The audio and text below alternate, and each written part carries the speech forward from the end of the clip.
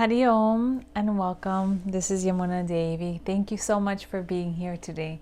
Today I have a very special topic of inspiration that I feel I need to share because I feel this will help many people, many families, many children. You know, there is something that our society does not talk about too much of, and does not educate our society, our children, our families about. And this is about emotional intelligence. We have a capacity within us to listen to ourselves, to listen to our emotions so that we can better navigate life. But we are not taught how to do this. We are not even taught to listen to our emotions. We are not even taught about emotions. We're only focused on our intelligence and just mental intelligence and how can we function in society? How can we do things better? How can we be more intelligent, but not emotionally intelligent? Not understand our emotions so that we can better understand how to manage our stress, how to manage that busyness that we believe we're busy all the time, so that creates stress. How to understand our mental faculty, how to understand our body, our mind, emotions, and the intellect. We don't even think about these things. Society is focused on numbers, productivity, right? And how can we increase our wealth externally? How can we continue buying things and accumulating things and gaining material things? But we deplete our energy if we don't understand how to manage that emotional intelligence. How do we deplete our energy? Stress is a big factor. Stress kills us. It depletes our energy. It drains our energy. So what happens? We come home after work and we don't even have energy to talk, to communicate, to take care of our family, to take care of the children. So we start depleting ourselves. We start hurting ourselves. We start hurting our own energy, our ability to feel happiness. It starts dimming our life, our light. Yes, it starts dimming our life and our light. So let us increase that emotional intelligence within. This is very powerful because we need to educate also the children, which is our future, about this. We also need to nourish ourselves to understand this so that we can also serve and help the children that are growing up nowadays. We are just teaching them how to pass exams, how to understand knowledge and gain it, to gain power and strength, but we lose our internal power, our internal strength, and we think power is only external to us. That becomes an unhealthy power when there is mindlessness, there is no mindfulness, there is no understanding of healthy power, because we do not have the capacity to even understand our emotion. We can gain emotional intelligence and healthy power when we understand what is happening within us. But when we don't understand what is happening within us and we only use external power, that is why bullying exists. We start bullying others. We start hurting the defenseless ones, right? Because we don't have that emotional intelligence. So we have to educate ourselves. We have to educate our children about this so that we don't hurt each other and we don't hurt others, and especially we don't hurt ourselves, because yes, there is a bully that hurts ourselves, and that is our bully. We hurt ourselves because, oh, we can't do something perfect. We start judging and criticizing ourselves. That is bullying ourselves. Have you ever thought about that? No one talks about this. We only see bullying outside, but we ourselves are a bully to ourselves. When we do not do things a certain way, when we do not fulfill that to-do list, when we do not fulfill what we wanted to do in the day, when we start comparing ourselves to others, this person is doing this and I'm not doing anything. This is hurting ourselves. This is self-judgment, self-criticism. This is called bully to yourself. Yes, it is. You are bullying yourself. So everyone is in their life path in a different form. So we need to release this self-criticism, self-judgment, self-hurt, because you are on your path. Someone else is on their path. But important thing is in understanding ourselves. Understanding that we are not stress. Stress, my dear friend, is an illusion. That word busy is an illusion. I keep hearing that. And when I hear that I'm so busy, the only thing I see from that person is a very flustered mind, very confused mind. Their face looks confused. Their face looks unhappy, looks unhealthy. Even just thinking about that word, you can enter into that space. That is not happy. Totally dim energy. You dim your own light. You turn off your light, and there becomes that darkness, that gloomy cloud rising above your head, and there is a lack of clarity as well. I tell that person, I'm not busy. Because they also tell me, oh, I see that you've been so busy. No, I am not busy. I am flowing. I am flowing. Busy and stress is an illusion. Choose flow. Choose flow. This is very important. Because people start relating busy to being active, and active as being something healthy, and neglecting yourself is something okay to do. It's normal. We think it's normal. Society believes it's a normal thing. But we never talk about self-care. I've never heard about self-care. About self-love.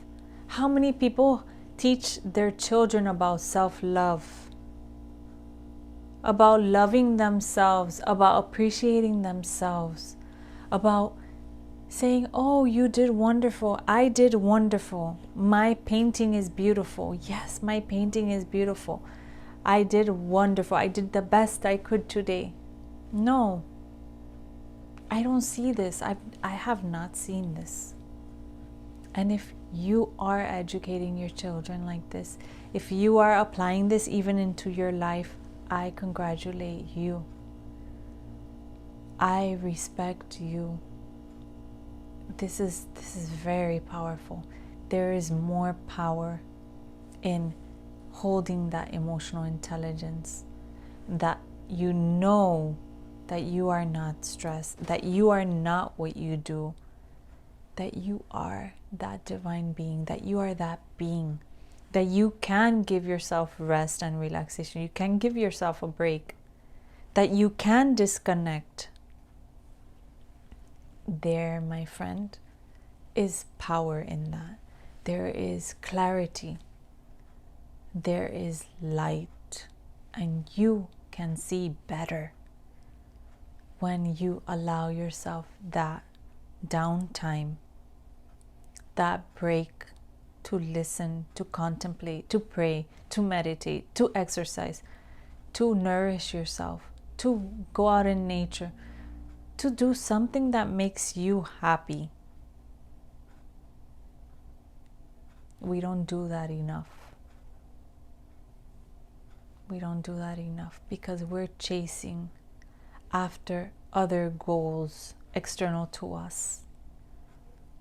And that makes us weak and sick when we don't give ourselves that time and space to understand what is happening within us.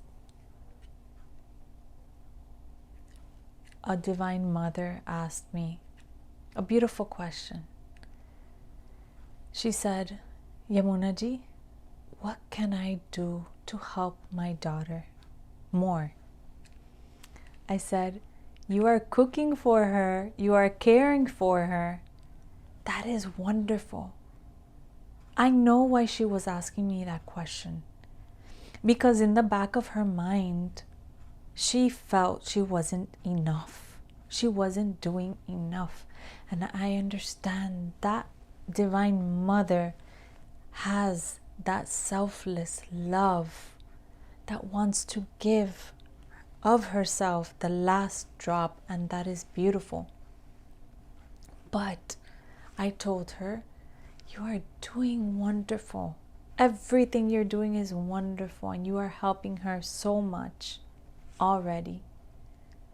I want you to take care of yourself and give her, your daughter, a little more independence and understanding her emotional state.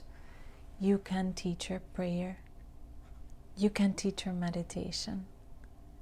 Serve her a little tea. Tell her how wonderful she's doing. That way you can teach her about her emotional intelligence. She knows what to do and how taking care of herself makes her feel stronger and better. She's learning that. She knows that even doing her own self-massage, which is part of Ayurveda self-care, makes her feel better, more grounded, more clarity. So she knows, she feels good with that. She knows more power. She has more power about her emotions. She understands. So teach her prayer. She can pray at night.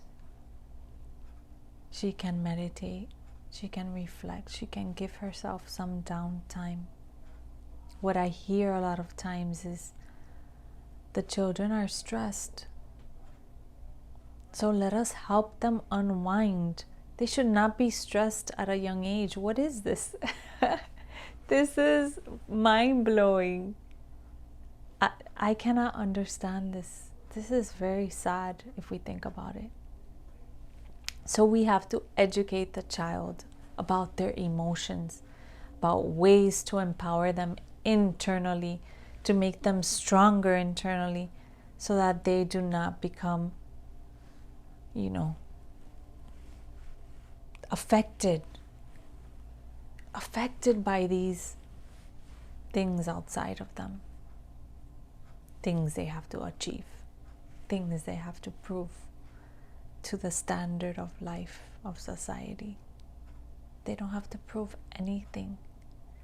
They have to be happy, play, have fun, enjoy life, understand who they are and what makes them not feel good, feel good. Understand themselves. And in that emotional discernment, emotional intelligence is that discernment. I said emotional discernment. Yes. That emotional intelligence teaches you of discernment. It teaches the being, the child, the teenager, the adult, am I going in the right direction?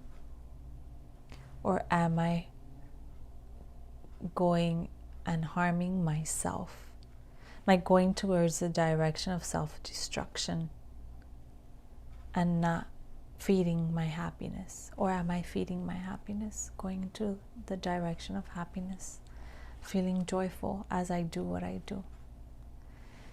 So my dear friend, learn about your emotional intelligence. Dedicate time to yourself. Do not harm yourself. Do not judge yourself. You are doing the best you can, and that's all that matters. Make sure that when you're doing something, you feel happy, you feel joyful. You are learning through the process, but you are not overwhelming yourself. You are giving yourself breaks. You are giving yourself a space to do what you love within the day. Give time to yourself. Dedicate to yourself some time. Life is a blessing. Repeat to yourself, stress is an illusion. I choose flow. Stress and busy is an illusion, and I choose flow. Choose to flow with life, and you will feel so much happier. Your face will radiate that joy and that light. Why? Because you are in that energy, in that space. So my dear friend, I send you lots of love and good wishes. Be happy. Don't negotiate your peace of mind. And thank you so much for being here. Hariom.